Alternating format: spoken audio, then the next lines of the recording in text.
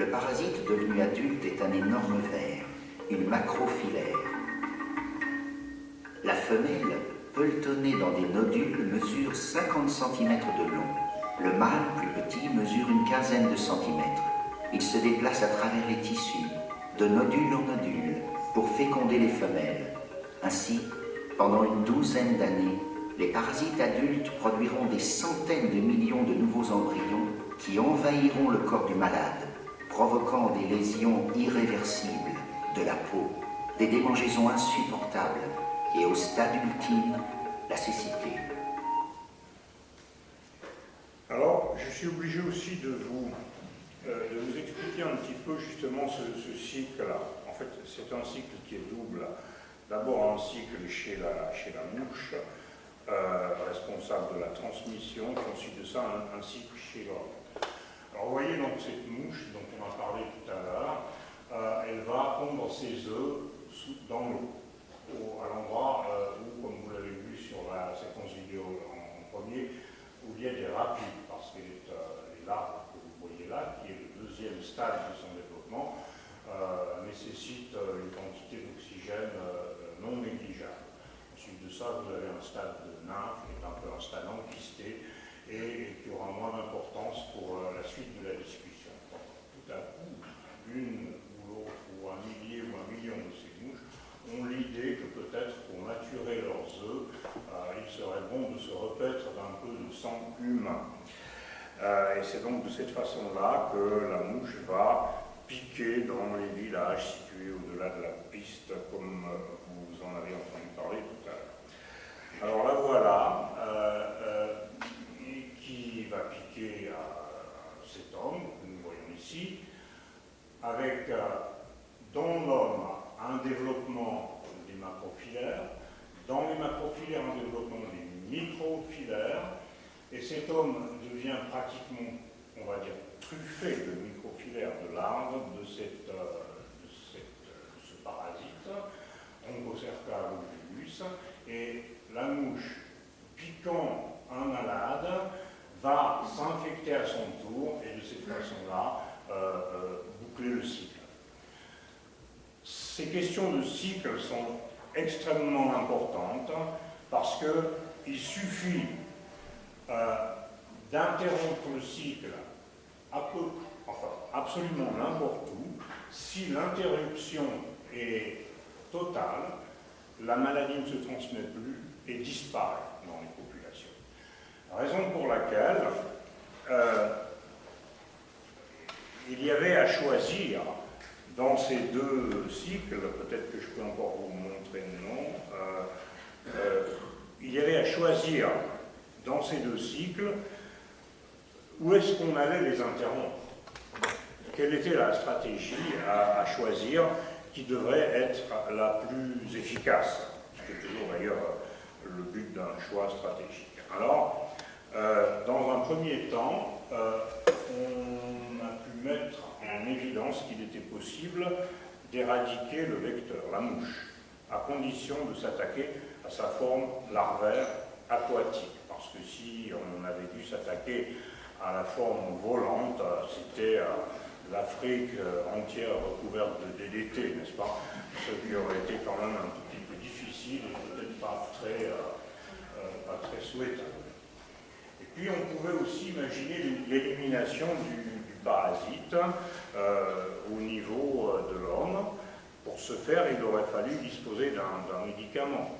Ce médicament, au début des années 70, on ne l'avait pas encore, et c'est pas la seule raison, mais c'est un petit peu pour cette raison que donc d'emblée on a choisi cette première stratégie, et nous verrons ensuite de ça ce qui s'en est suivi. Alors il s'agissait de l'élimination du vecteur dans l'environnement, et c'est ça qu'on appelle le programme OCP, Onchocerciasis Control Program, en Afrique de l'Ouest, qui a duré de 1974, époque à laquelle j'ai fait un de mes premiers séjours au sein de ce programme, et lequel s'est terminé seulement en 2002, hein, donc c'est pas quelque chose de très très ancien. Ça se présentait de cette façon-là sur le plan géographique. Vous voyez que vous avez toute une série de pays, et c'était ça le grand foyer où sévissait l'Onco-Cerveau, centré sur le Burkina Faso ici, et tous les pays avoisinants. Ça faisait plus d'1 million de kilomètres carrés, dans lesquels il s'agissait de traiter chaque semaine, au début à peu près 20 000 kilomètres,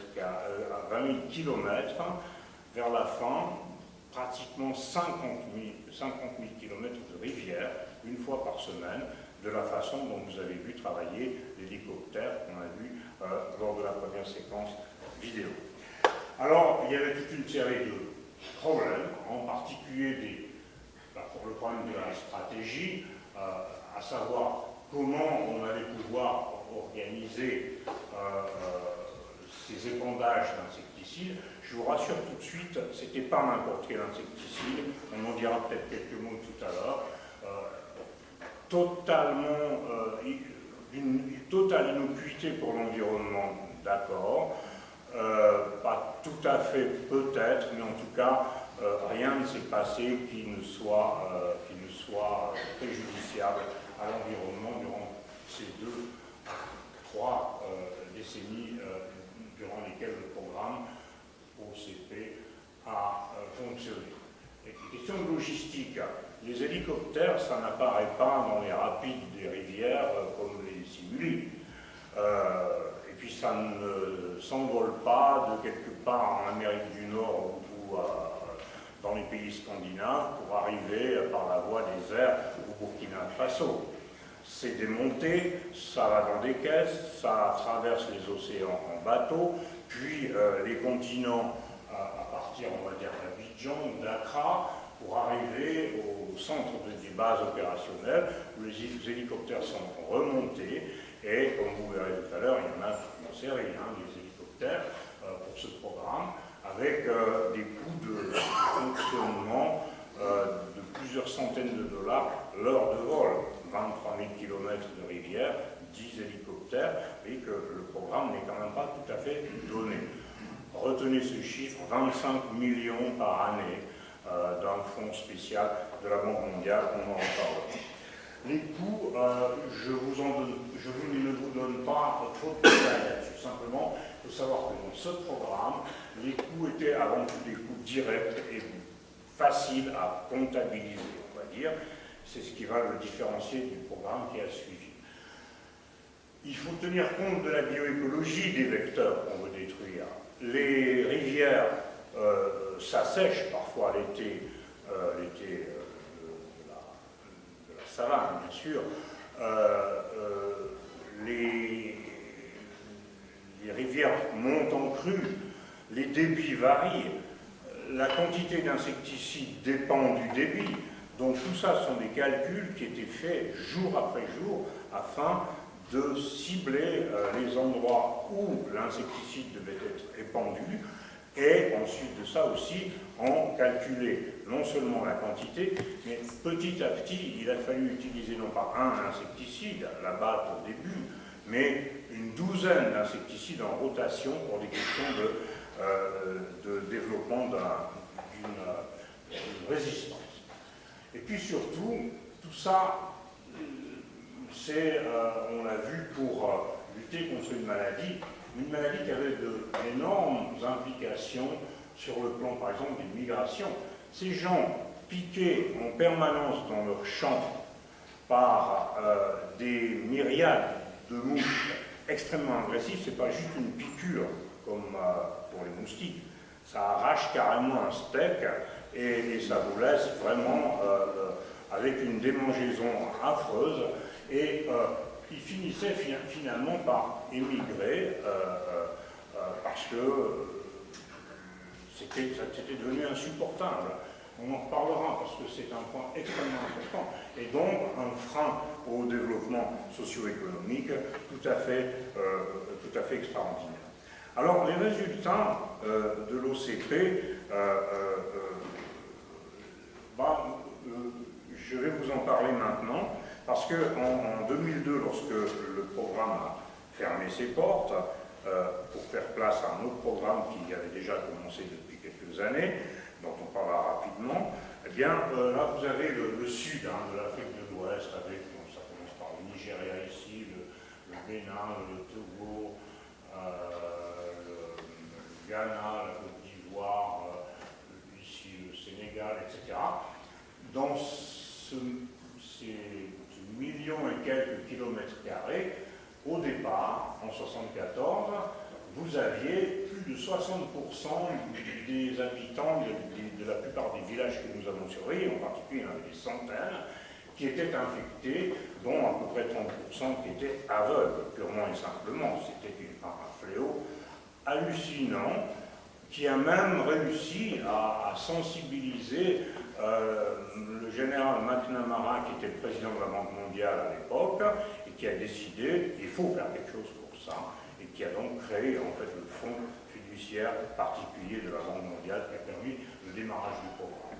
Et miracle, en 2002, à part un pays où les hostilités internes étaient telles qu'il était absolument incapable de faire quoi que ce soit, et quelques petits résidus par là, le million de kilomètres carrés était à peu près nettoyé des mouches transmetteuses de la maladie. Alors, c'est déjà pas si mal, on a atteint son objectif premier avec ça, mais surtout, si vous voyez ça c'est un des plus beaux graphiques de l'histoire de la médecine. Parce que d'abord, il n'y a pas de médecin. Il y a des hélicoptères et des insecticides. On a commencé avec 100% à peu près dans les villages les plus touchés d'infection. On a dit, si on élimine les mouches pendant 15 ans, voilà.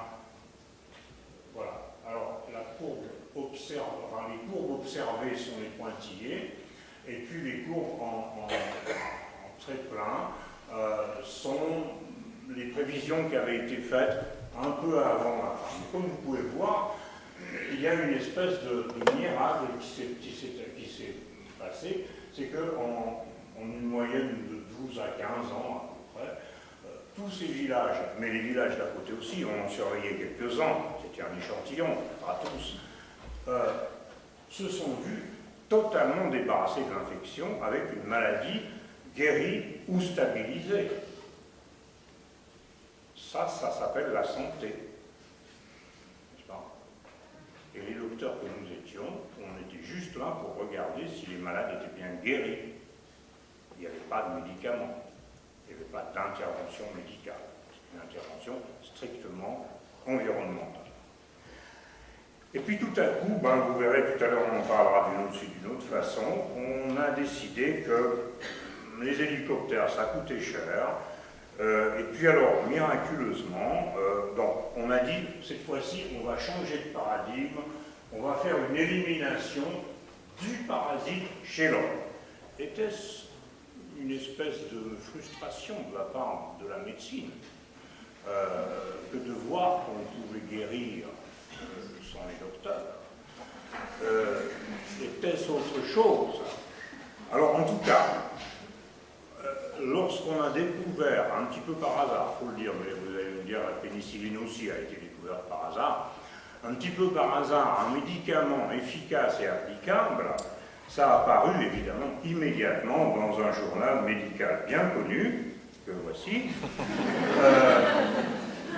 en octobre, le 22 octobre 87, et immédiatement l'industrie, le groupe industriel Merck Sharp Dohme aux États-Unis a dit, eh bien, puisque c'est le médicament qu'il nous faut pour se débarrasser définitivement de cette maladie, nous allons en faire la donation à tous les pays d'Afrique qui en ont besoin, et ce aussi longtemps que nécessaire. Ça représente des milliards de comprimés.